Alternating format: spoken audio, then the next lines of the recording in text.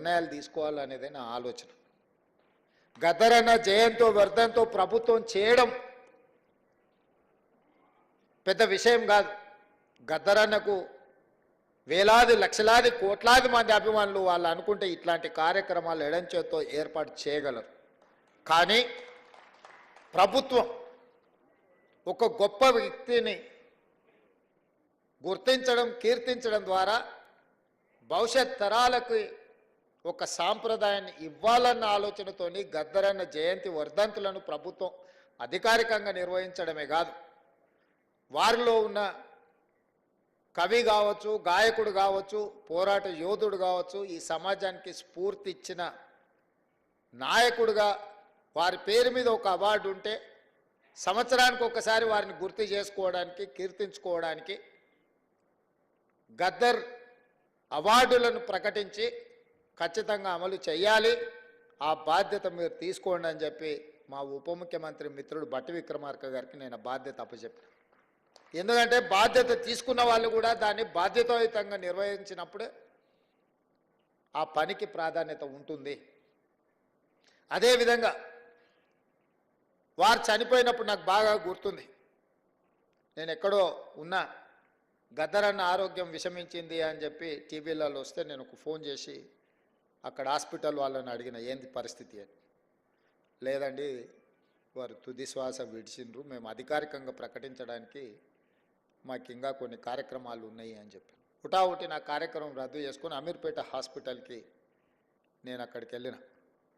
అక్కడికి వెళ్తే సూర్యం కుటుంబం దుఃఖంలో ఉండ్రు. కొద్దిమంది అభిమానులు, ఎందుకంటే ఆ వార్త ఎవరికి పెద్దగా చేరలేదు. ఆనాటి ప్రభుత్వం పోలీసులను దించిండ్రు, పోలీసు వాహనాలు అన్నీ వచ్చినాయి, రోడ్లు క్లియర్ చేస్తుండ్రు. అన్న శవాన్ని అంబులెన్స్లో తీసుకెళ్ళి వాళ్ళ ఇంటి దగ్గర పెట్టి సాయంత్రానికంతా వారి దహన సంస్కారాలు పూర్తి చేసి, గద్దరన్న పుట్టిండు, గద్దరన్న గలం విప్పిండు, గద్దరన్న పోరాటం చేసిండు, గద్దరన్న ఈ సమాజానికి ఎంతో సేవ చేసిండు, గద్దరన్న మరణం ఈ సమాజానికి తీరని లోటని సమాజానికి చేరకుండానే ఈ కార్యక్రమాన్ని పూర్తి చేసి చేతులు దులుపుకోవాలన్న ఆలోచన ఆ రోజు చేసింది. నేను సూర్యంతో మాట్లాడినా, ఏం జరుగుతుంది సూర్యం అని. అన్నా నాకైతే ఏం ఆలోచన వస్తలేదు, నాకేం తడతలేదు, మీరు ఎట్లా చెప్తే అట్లా అన్నాడు. సరే మంచిది ఉండని నేను ఎంబడే కమిషనర్ గారికి వీళ్ళకి అధికారులకు మాట్లాడుతూ కూడా, లేదు సార్ వారి ఇంటికి తీసుకెళ్ళి సాయంత్రాన్ని రాత్రి లోపల దహన సంస్కారాలు చేయాలని అప్పుడు నిర్ణయించుకొని సూర్యంకు చెప్పి, లేదు గద్దరన్న ఒంటరి కాదు, గద్దరన్న ఒక్కడు కాదు, గద్దరన్నకు మనం అందరం ఉన్నాం, గద్దరన్న ఈ తెలంగాణ సమాజం 4 కోట్ల ప్రజలకు సందర్శనార్థం. ఎన్టీ రామారావు గారు చనిపోయినప్పుడు ఎల్బీ స్టేడియంలో ప్రజల సందర్శనార్థం పెట్టినప్పుడు, గద్దరన్న మరణించినప్పుడు ఎల్బీ స్టేడియంలో ఎందుకు ఈ తెలంగాణ సమాజానికి ఆయన అభిమానులకు దేశంలో ఇతర రాష్ట్రాలు ఇతర భాషల వాళ్ళు ఎంతోమంది గద్దరన్నను అభిమానించే వాళ్ళు ఉన్నారు, వాళ్ళందరి సందర్శనార్థం ఎల్బీ స్టేడియంలోనే గద్దరన్న ప్రజలకు అందుబాటులో పెట్టాలి, చివరి చూపు ప్రజలకు అందించాలి అని చెప్పి నేను బండి ముందర నా బండి పెట్టి గద్దరన్న అంబులెన్స్ని ఎల్బీ స్టేడియం వైపు తిప్పుకొని వచ్చిన ఆ రోజు. ఇక్కడనే వేదిక మీద మా మిత్రుడు కాలేజీ సహచరుడు పృథ్వీ ఉన్నాడు, దయాకర్ ఉన్నాడు. నేను చెప్పిన పృథ్వీ, ఏదేం జరిగినా గద్దరన్న ప్రజల సందర్శనార్థం ఎల్బీ స్టేడియంలో మనం పెట్టాల్సిందే, ఆ గేట్లు తెరవాల్సిందే అని. ప్రభుత్వం గేట్లకు తాళాలు వేసి పెట్టింది లోపలికి వెళ్ళకుండా. నేను కమిషనర్ గారికి చెప్పిన, గౌరవంగా మీరు తెరిస్తే మీకు గౌరవం ఉంటుంది, లేకుంటే గేట్లు బద్దలైతాయి, అనవసరంగా దీన్ని రాద్ధాంతం చేయకండి అని చెప్పిన. నేను ఆ రోజు పార్టీ అధ్యక్షుడిని, నేను ఆ రోజు పార్లమెంట్ సభ్యుని, ప్రజాప్రతినిధిగా నేను చెప్తున్నా, ప్రజల యొక్క అభిప్రాయం చెప్తున్నా, మీరు గౌరవించాల్సిందే అని. వాళ్ళు మీన మేషాలు లెక్క పెడుతుంటే ఆ తాళాలు తెరిపించి అంజన్ కుమార్ యాదవ్ని అందరినీ సిటీలో ఉండే శ్రేణులు అందరినీ కూడా అక్కడికి పిలిపించి తెరిపించి అక్కడికి అంబులెన్స్ తీసుకెళ్ళి అక్కడ పెట్టి అక్కడనే టెంట్ వేసినాం, అక్కడనే కూర్చేసినాం, అక్కడనే బెంచ్ తీసుకొచ్చినాం, అక్కడనే ఏర్పాట్లు అన్నీ అప్పటికప్పుడు చేసి గద్దరన్నని అక్కడ పెట్టి రాత్రి మొత్తం మేమందరం అక్కడ నిలబడి తెల్లారి ప్రజలందరూ లక్షలాది మంది వచ్చి గద్దరన్నను చివరి చూపు చూసి ఆయనతోని వాళ్ళకున్న అనుబంధాన్ని మధుర స్మృతులను గుర్తు చేయడమే కాకుండా కవులు ఆయన స్ఫూర్తితోని కవులు కళాకారులుగా గాయకులుగా రాణించిన వాళ్ళందరూ ఆయనకు నివాళులు అర్పించడానికి వాళ్ళు పాడిన పాట అక్కడి నుంచి మేము పాదయాత్రలో వారి చివరి శవయాత్రలో మేమందరం నడుచుకుంటూ పాల్గొని ఒక వీరుడు మరణించిన ఆ స్ఫూర్తి మనలో ఉంటుంది అని చెప్పి ఆ రోజు వేలాది లక్షలాది మంది ఆ చివరి అంతిమయాత్రలో పాల్గొని గద్దరన్న దహన సంస్కారాలు నిర్వహించారు. ఒక గొప్ప వ్యక్తి సమాజానికి స్ఫూర్తినిచ్చి లక్షలాది మంది యువకులను సమాజాన్ని పట్టి పీడిస్తున్న సమస్యల మీద పోరాటాన్ని అందించిన స్ఫూర్తినిచ్చిన గొప్ప సిద్ధాంతకర్తగానే గద్దరన్నను చూడాలి. ఆ సిద్ధాంతం నాకు నచ్చిందా నచ్చలేదా, సిద్ధాంతంతో నేను విభేదించినా లేకపోతే అనుకూలించిన అనే చర్చ కాదు. గద్దరన్న ఒక సైద్ధాంతిక కట్టుబాటుతో వారు జీవితం చివరి వరకు, ఆఖరి రక్తం బట్టు వరకు, చివరి శ్వాస వరకు వారు కొనసాగించారు. మనం విభేదించి ఉండొచ్చు, విభేదించినంత మాత్రాన ఆ సిద్ధాంతం ఉండకూడదన్న ఆలోచన ఎవరికైనా వస్తే అది తప్పు.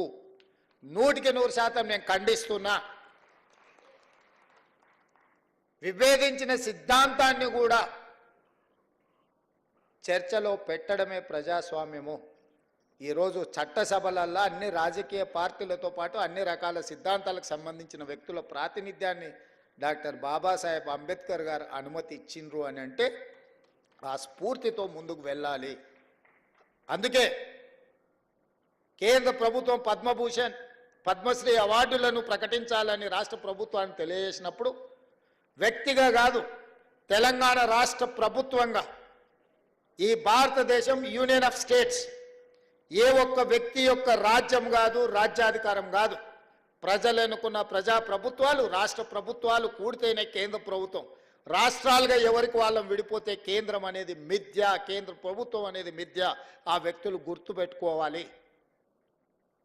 రాష్ట్రాల కలయికనే కేంద్రము ఈ దేశం.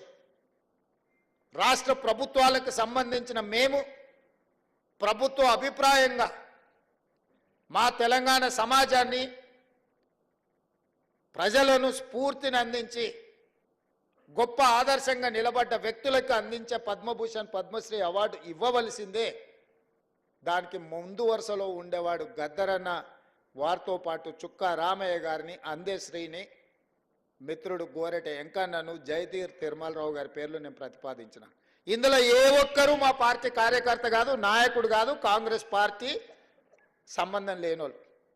మిత్రుడు గోరెట వెంకన్న ఇప్పుడే చెప్పాడు. నాకు కొంచెం ముఖ్యమంత్రి గారిని చూస్తే ఏందో ఈ వేదిక మీద ఉన్నా ఉండకపోయినా ఎట్లా. 14 నెలల్లో ఏ రోజు కూడా గోరెట వెంకన్న వచ్చి నన్ను అడిగింది లేదు, నన్ను కలిసింది లేదు. అయినా వారి సమాజానికి అందించిన సేవల్ని దృష్టిలో పెట్టుకొని వారికి కూడా తెలియదు నేను లేఖ రాసిన సంగతి. నాకు తెలిసి పత్రికలలోనే మాట్లాడినప్పుడే వారికి ఏదైనా ఐడియా వచ్చిండదు. వారికి సమాచారం కూడా ఇవ్వలేనే. నేను నా బాధ్యతగా భావించిన. నాతోని విభేదించినా సరే, లేదా సమాజం కోసం వాళ్ళు నాతోని విభేదించినా ఇంకోరితో విభేదించినా అనే దానికంటే 4 కోట్ల తెలంగాణ ప్రజలతో వాళ్ళు ఉన్నారు. ఆ ప్రజలతో మమేకమైన వాళ్ళను గుర్తించాలి, వాళ్ళని గౌరవించాలన్నదే ఆలోచన. నాతో ఉంటేనే ఇస్తాం, నాతో లేకపోతే ఇవ్వమనే విధానం మంచిది కాదు అని బలంగా నమ్మి వాళ్ళ పేర్లు ప్రతిపాదించిన. నేను ఈరోజు ఇక్కడికి వచ్చిన గద్దరన్న అభిమానులను వేదిక మీద ఉన్న పెద్దలు నేను అడుగుతున్నా. నేను ప్రతిపాదించిన గద్దరన్న కావచ్చు, చుక్కా రామయ్య గారు కావచ్చు, లేకపోతే అందశ్రీ గారు కావచ్చు, జయ జయ హే తెలంగాణ అందించిన అందశ్రీ గారు కావచ్చు, గోరెట వెంకన్న కావచ్చు, జయదీర్ తిరుమలరావు గారు కావచ్చు, ఎవరు ఎందులో తక్కువ అని నేను అడుగుతున్నా. పక్క రాష్ట్రంలో 5 మందికి ఇచ్చిండ్రు. ఆ 5 మంది కంటే ఈ 5 మంది ఏమైనా తక్కువనా? ఈ సమాజానికి మా వాళ్ళు ఆదర్శంగా లేరా? నేను ఒక పద్ధతిలో ప్రధానమంత్రి గారికి మా ఆలోచనను, మా బాధను, మా నిరసనను కేంద్ర ప్రభుత్వానికి ఒక వేదిక మీద నుంచి తెలియజెప్పి లేఖ రాస్తున్నామని చెప్పిన. కేంద్ర ప్రభుత్వం జరిగిన తప్పును సవరించుకొని భవిష్యత్తులో అయినా